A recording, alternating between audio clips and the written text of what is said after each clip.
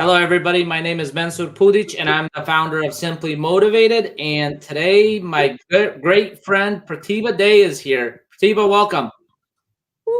Hello. Hey, how are you? Pretty great. Well, I was just reading your credentials here, and I'm going to let the audience know. Pratibha here is an entrepreneur, an author, a speaker, and a founder of Chai Together LLC. Chai Together is a video podcast turned business inspired by her mother's brain health diagnosis and her own story of overcoming. And you're a powerful individual, my friend. She's on a mission to bridge the mental health gap globally and create community which will outlive her. I can see that in you. You're a wonderful person doing wonderful things. She has collaborated with Mr. Les Brown, Maggie Doyne, Brian Dawkins, and who's the other gal? Thara Natalie. Thara Natalie. That's just to name a few. And she is going or wants to be a doctor in speech pathology.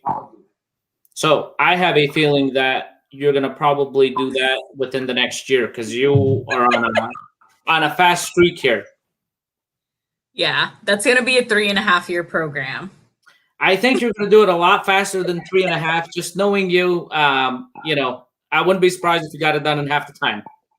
Oh, well, they said I can't change it from the traditional track to the fast track. You can only choose one. So that's what they said. Anyway, I wanted to talk today a little bit about self-care, about healthcare, and I talked about, self-care this morning. I did it on my live video, and I think that's very important, and I was like, you know what? I have a great friend who can discuss this topic, who's gone through things, not herself, but seen a lot around the world, and if it can help somebody in the audience, so be it. So I want to start off with saying, what do you think is one of the biggest challenges when it comes to us, wanting to take care of ourselves? It seems like a simple thing, but a lot of people don't do it. Feeling like you don't have the time. Ooh, making excuses, huh? It's interesting. In TIR, how we learned that, you manage your activities. So I remember recently someone shared that they just don't feel like they have enough time in the day. So I told them, what can you remove from your day to create that space for whatever you need to do for yourself? So it's really about, where in your day, like, I feel like we all have enough time. It's just what you do doesn't equate to taking care of yourself at the same time, if that makes sense, right? So if you have a job, and let's say you don't enjoy your job, and that's already depleting you mentally, and you're already feeling like you're not taking care of yourself. But if you have a job where you're physically active, let's say you're a yoga teacher, that is self-care in itself.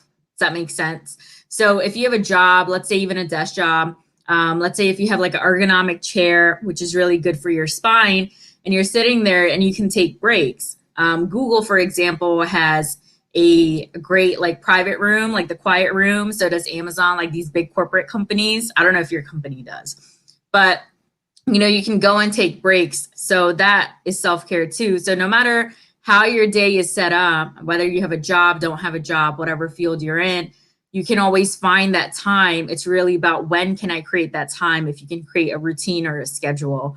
So it may be your management skills and your organization to, focus on for that.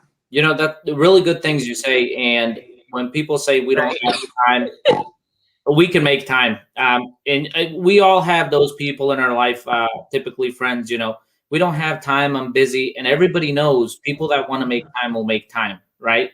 Yes. The program that I'm launching is I'm taking my clients through the program and stuff because I want to get them results. I want to get them to change their life. And that's one of those things. We look at their schedule, right? We all have the same amount of time. And sometimes people are programmed by watching, 4 o'clock afternoon, 5 o'clock afternoon, they get off work. They're going to watch their favorite series. And I ask them, what benefit does it really give you? Because when you start comparing it to other things that might give you a more benefit, sure, an episode might make you laugh. That might be great for you. But, a walk in the nature might be better for you, where you're actually you have nothing to compare yourself. That energy of nature just does wonderful things to us. I like that point you bring up because, in America, since I was just mentioning Thailand before we came live, everything is out in the open. Your apartment, from schooling, everything is in nature. You're surrounded by nature. And in westernization, where we live here in this say for me, you know what I'm trying to say? Capitalist country. Come on, man, you didn't help me. Capitalist country. I'm trying to be careful. Come on, you're going to get me going. You're going to get me in trouble. So, the way things are set up here and the architecture of our apartments and our homes, where, we're really indoors more than outdoors. It's just the architecture of these buildings. And I personally feel it's designed that way for a reason. A lot of the mental health concerns that are caused is because of the home that you live in, how much nature is surrounding you, how much closer are you to earth than not. So that personally is true for me. So, yes. Now you're getting me started on this capitalist country, right? I think you're absolutely right.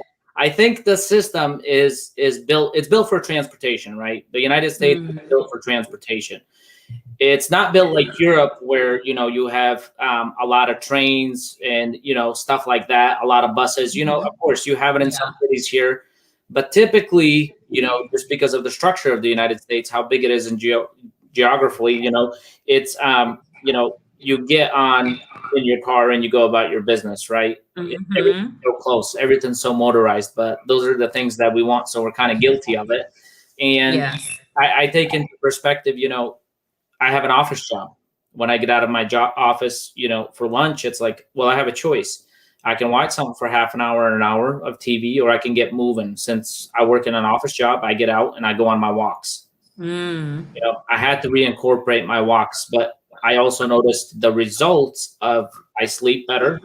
I'm cutting weight. So the whole change, the mindset change, right, of self-care. It's like, hey, I need to do this self-care. And there's different types of self-care. Some people want to go get a massage, want to go to the gym, want to go swim, whatever they want to do. But it's like self-care is so important. You can't function in anything if you don't take care of yourself. Yes. And the most basic focus is your breath. Like seriously, your breath. Every day when I write my gratitude list, that's one of the things that I write is, I'm so happy and grateful for my breath, because you can always calm yourself, from anger or any stress just by focusing on your breathing. And 6 breaths actually, rejuvenate you in your brain when you take 6 deep breaths.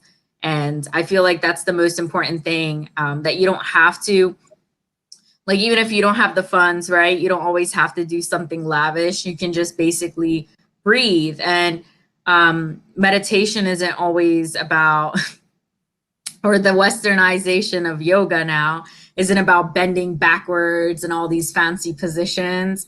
Honestly, it's just being where you are, maybe closing your eyes and just being still. That's what meditation really is. A lot of people may not know that. That's a powerful thing. It really is. I tried meditating. Let me tell you, it took me some time for physically, I'm still, but it took me some time to kind of bring myself back. I felt like there was a ghost out of me trying to run around. It's like, hey, listen, I need you to stay still, and I was able to do it for 5 minutes. For me, 5 minutes is a long, long time, but the thing is how I can collect my thoughts, right? Control our thoughts, control where we want to go, what we want to build, what we want to do, what goal we have. I kind of concentrated that and held on to it, but I was more focused when I got up and about my day, because I think I brought my awareness up just because I excluded everything else that was going on, and there was a lot going on in my head. Wow. You and I can moments like that, or am I going crazy? I don't. I used to in the past. I had, very high anxieties, to where I, can't even hold a phone conversation without heavily breathing. Like, I had a lot of mental health issues Now, no, I don't. And that's because it came with a lot of practice and a lot of patience in hard times, when I had to be patient in those hard times, because that's the choice I made for myself. And how am I going to get through this is through my meditation. So Sadhguru, a lot of people may know, he's the man with the white beard. And, you know, he's one of the people who really helped me survive, not thrive, but like help me survive through a tough time last year. Every single day watching those videos and being calm within myself, doing a bit of yoga, doing my workout routine indoors during COVID, whatever I could do, taking a lap outside, and doing that on a daily basis, knowing I have something to look forward to, kept my mind stabilized no matter the noise, right? The hurtful things, the verbal abuse, emotional abuse, physical abuse, whatever is going on outside of me that I can't control these people. But this is the true epitome of that I can control myself, because I know to stay calm when it's the circus going on around me, if that makes sense. You know, and that's very important, you know, to be able to, situations that people go through. I've experienced some things, some people have experienced a lot more than I can ever imagine, but being able to, you know, keep yourself focused, keep that energy, keep that peace of mind, and not let other things that are external kind of take us off that path. Because once you start going into a low vibration, start thinking negative, or you get depressed or anything like that, you know, it's a whole nother spiral that can, like a snowball effect, it can pick up real quick, and definitely don't want anybody to be there.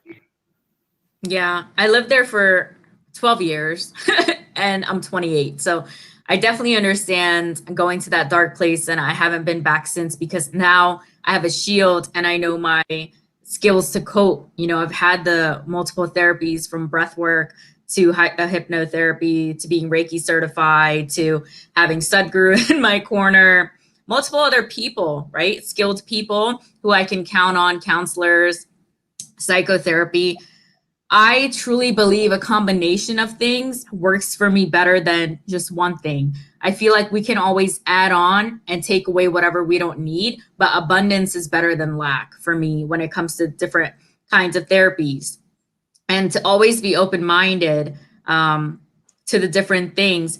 So like I was telling you before that, you know, I wasn't ready for psychotherapy for ages. I knew about it, but to be vulnerable and tell, you know, your personal stuff to somebody who you don't know, a therapist, especially if you have grown up in a stigma around mental health and in a cultural family such as South Asian or Bosnian or African American, whatever it may be, that in itself is challenging, because it's like, do I keep this information to myself, or can I share this with my family? And you may have those fears as well to monitor through.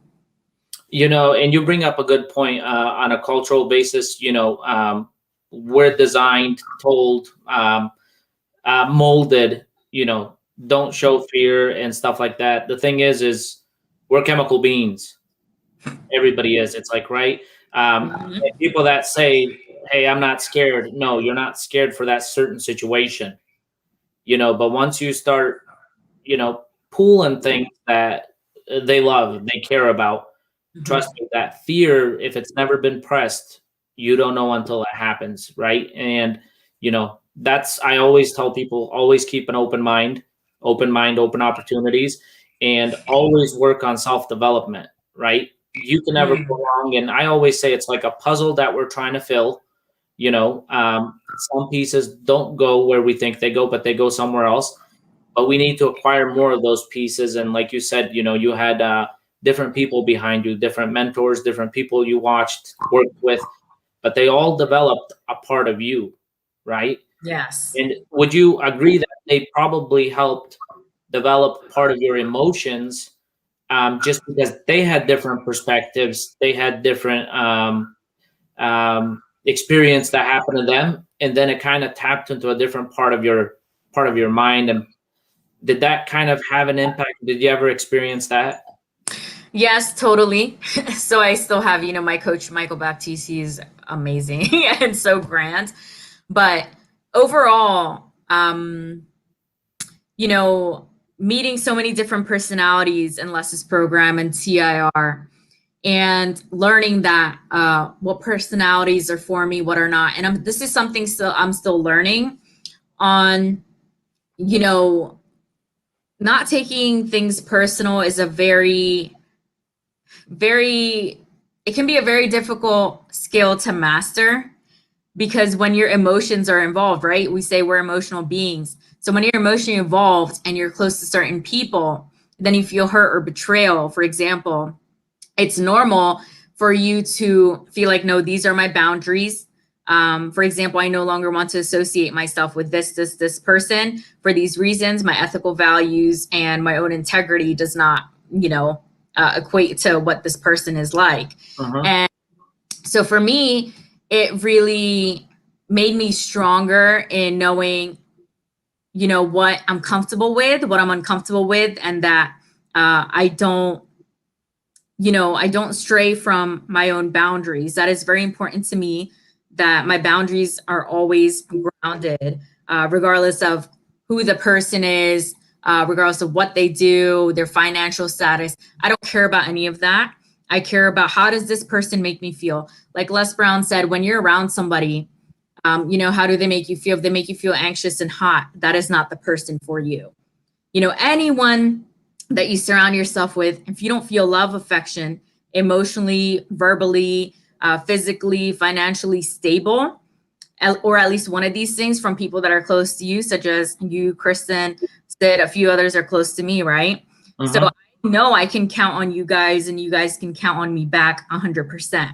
So to have that reciprocity, it's really key, because that's what makes someone trust and have that likability to go into a long-term friendship or any other kind of relationship with somebody.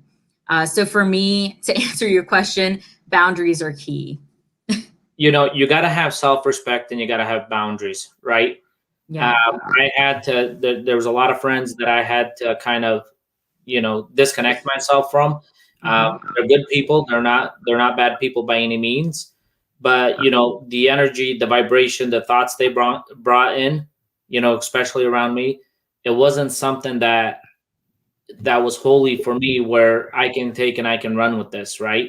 And it's one of those things that how the mind works. You have to protect your mind. Our mind takes in whatever you feed it. Our subconscious mind, its job isn't to make us happy. It doesn't care if we're happy or not. But our habits and the way our mind works, it's to keep us safe. But we know that there's no growth in that safe zone, right? And to develop, we need to chase what's in our goals, what's in our dreams, what is our passion. And if everything else that comes into our life doesn't bring that value, we're wasting our time. We're not really going anywhere. We're just creating quicksand. And it's like, hey, we got to get moving out of that. And I had my experiences where I had a hard time getting out of that quicksand. I thought the faster I go, the faster I was going to get out. But let me tell you, quicksand, I'm like, this isn't working. But I'm not used to certain situations, right? Some of it's my cultural background, what my life's like at home, what my life's like at work, so some things that people see as easy, I was like, how the heck did I miss this looking back at it? But I needed that to develop a part of me. Yeah, the one thing that I come across with most people, even in my Chai Together community, is people are really working on their boundaries or don't know how to work on their boundaries. And it all just comes back to boundaries. If I can think about the things that I've been through, all the trauma, I just never learned any boundaries. And that led to, people abusing, people doing different things. Only if I had known the skill of a boundary, I feel like that is best for self-care, because your boundary tells you no, this is, like you said, self-respect, like I respect myself. I appreciate this offer, but this is not for me. Like, for example, right? And like self-care, and, you stated you have your own lifestyle and where you're not used to certain things because like at work, things are done a certain way, but in your personal life or business, it's going to be a different way. And that's something a person needs to adapt to. But to also give yourself that grace You know, you want to go so fast, and we all definitely were last year, 2020 for sure, but to slow down. Because like Hussam Maki was on my show earlier, and he said to zoom out so you can see, you know, the full picture. And when I was at the store, you know, I also zoomed out and I was looking at all the clothing from a distance, because when you're up close, you can only see that piece, but you can't see all the other pieces that are there as well. So like, it's really important to slow down and give yourself grace. And instead of comparing yourself to how fast everyone's going, this speaking engagement, this much profit, this, that, and the third, to focus in on your mind and that stillness, going back to the meditation and aligning with that higher frequency, so you can listen to the universe, God, whatever you believe in, and listen to yourself, such as in Don Miguel Ruiz and his book collection, like the Four Agreements. It's like to listen to yourself. Intuition doesn't lie. Energy doesn't lie. And a connection between two people, when two people are engaging, such as you and I, in communication, that is a two-way thing. So whatever I'm giving off to you, you're receiving, and vice versa. So if you feel that there is any hesitance or restriction in that energy, that's your intuition, and that's not a lie. So yeah, so I'll just leave it at that. Yeah, and one thing that I know about myself, my intuition, pretty darn good. I can pick up stuff, you know, and I don't know why or how, but I'm glad I have it. You know, it's protected me in some instances. It backfired me on some instances when I disregarded it. But I always take it as that's curious, right? Like, I'm not down on myself. It's a learning opportunity for me, and I choose to take it that way, right? It's like I'm not going to beat myself over it. A lot of people, you know, things come and leave out of our life, you know, at certain times. And I always try to think to myself, what is this teaching me? Or how can I take this and teach somebody else? You know, and it looks like, you know, you going for your doctorate, you know, you have the experience, you have the book knowledge, you know, you talk to a variety of different types of people, cultures, backgrounds, you know, and I think that's going to help out, and you're going to do tremendous things when you're in your field. And I think all of those things that you went through or that you acquired will make you, you know, the person that people will trust, and as they should, that you can help people, because you're going to be aware of that, you know. And I was telling before, I'm like, education system, it's great, but they teach you how to memorize. They don't teach you how to move, you know. They don't teach you how to like, they might teach you up to a point. You go to every single company and they teach you how to do a job. They teach you how to do those functions of the job, but they don't teach you how you can have strategies where you can improve those functions, you know, where you can maybe move yourself up in a company. You know, it's like you don't know. They just hold you still, and it's like, well, I don't want to be here 20, 30 years, then retire and die shortly after that, you know? Doesn't sound like great self-care. Nope, not at all. So, so what are some things that you can give our viewers for self-care, right? That they could do? We mentioned some of them, you know, going on walks. What are some things that come to your mind when you think about, hey, I'm gonna have self-care? Should people do it daily? Should they do it once a week? What are your thoughts? I'm laughing because self-care is not something you do once a week. It's you know, like resting. It should be on a daily basis, you know, as often as you can, because in this world of many activities, especially people who have families, kids, and different things, it's so easy to have all that consume you, especially a corporate job. I've never personally worked a corporate job, but I have seen the results of that. And yeah, so some things you can do is wake up earlier, right? Most people have to do that. And I personally have two journals. I have a gratitude journal, and then I have a personal journal where I log my dreams. So after having my first hypnotherapy session, I started to log my dreams, and I'm really studying my subconscious and the patterns of my dreams. That's something I'm doing for my own self-care, to learn more about me. Self-care is something you do for you. It could be any little thing, you know, such as a scent you like, essential oil, candle. It can be you taking care of your plants, being like a plant mom. It can be You writing a letter. A lot of people don't write letters anymore. Maybe writing out a letter to your old self. And this is done in like semi-hypnotherapy, where like, you go back to a time of where your old self and you go to heal that situation, that trauma. You can, honestly, you can do anything that brings you joy. Like, that's my simple answer. Go ride a bike. You know what I did the other day? Not even just like coloring, but like painting. When you were a child, you would make a fort. I like made a fort. Do anything that makes you happy. A lot of people don't lay in the grass anymore because they're so worried about chemicals or because of COVID. I still do. Like touch the grass, like touch leaves, like be one with nature. And just overall, for self-care, affirmations are big for me, right? Whatever that may be for you, whatever you need to work on. If you don't feel like you love yourself yet, you affirm that I do love myself. I'm Pratibha Dey. I'm a doctor in speech pathology. I love myself. I care about myself. I nurture myself every single day. I put myself first and others after me, et cetera, et cetera. And just like, so Hussam said earlier, who's on my show, and he said, everything is already created, right? So it's like we make things. We don't create things. It's already here for us to make.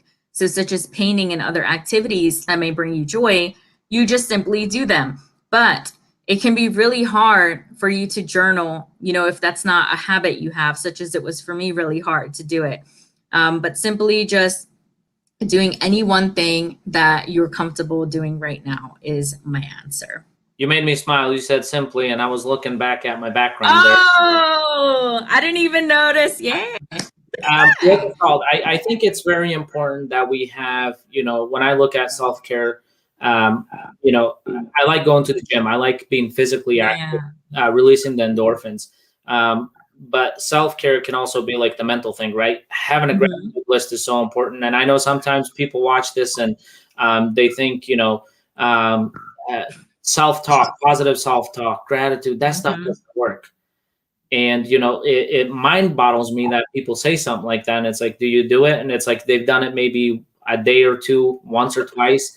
And I don't think they have an understanding of energy, right? Because the more you do it, the easier it gets, but it keeps that energy up, and you're not taking the stress from one. And I know the corporate world, trust me, you're not taking stress from yesterday, into tomorrow. And you don't want to do that. A lot of people that burn out, they're always carrying this bag, and it's a bag of stress, things that will never happen, mistakes. It's like, you don't have time for that backpack off that day, Yeah, you have to truly believe what you're doing, like such as, this bracelet. This is for power and love. These are real crystals, such as this one. This is green rutile. I actually believe in the energy that they have. Usually things that I wear all have energy.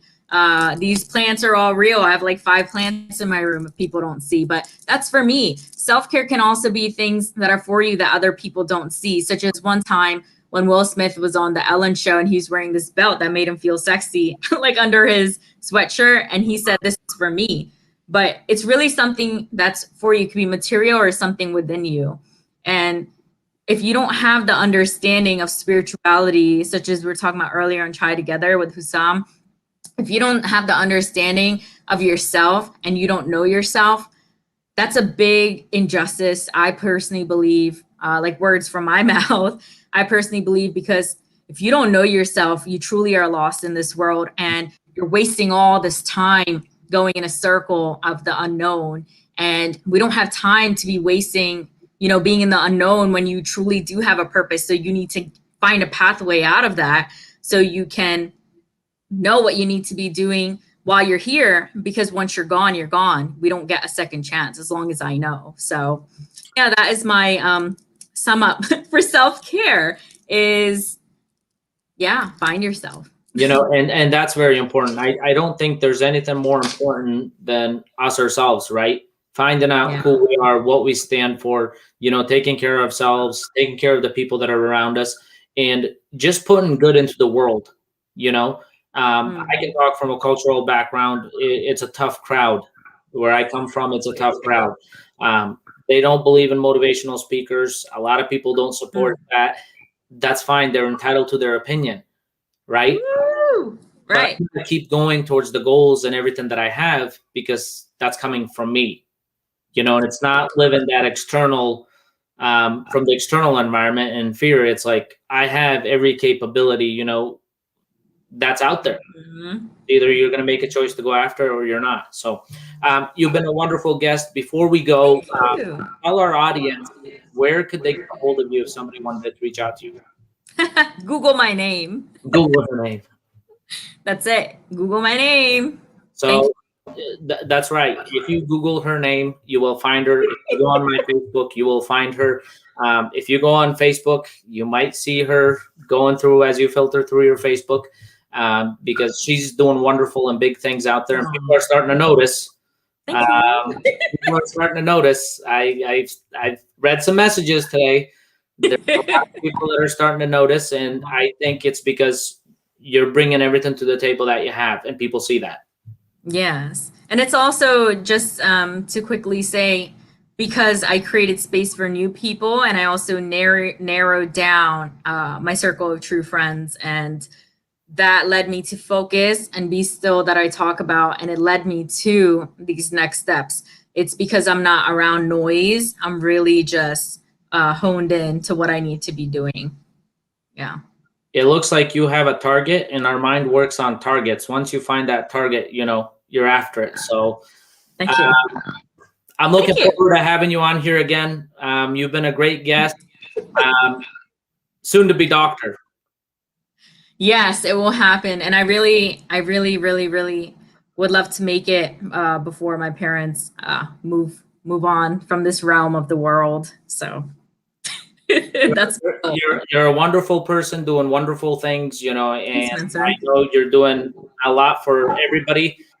From the moment I met you, I already knew this person has a gift, and it's a wonderful gift. You're able to connect with people. You're able to connect with anybody.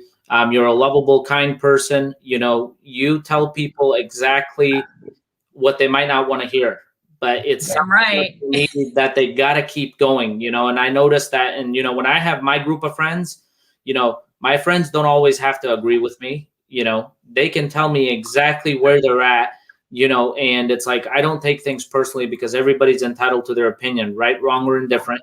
But you want good quality people around you, as Les Brown says, because those are the people that, if they're on a goal, they're on a mission, they're going to be synced, and if they're synced with helping you and you're helping them, and, world's such a better place when we help each other. So I'm a true believer in that. Yeah. And, hard times will show you who your true friends are, and hard times showed it for me. Yep, that's absolutely true. So thank you again for coming on. I'm looking forward to having you on again. You've been amazing. Like I said, new doctor coming real soon. Anyway, for the audience, thank you guys for tuning in. Those of you that want to connect with Pratibha, please let me know, and I'll make the connection for you. Thank you for tuning in.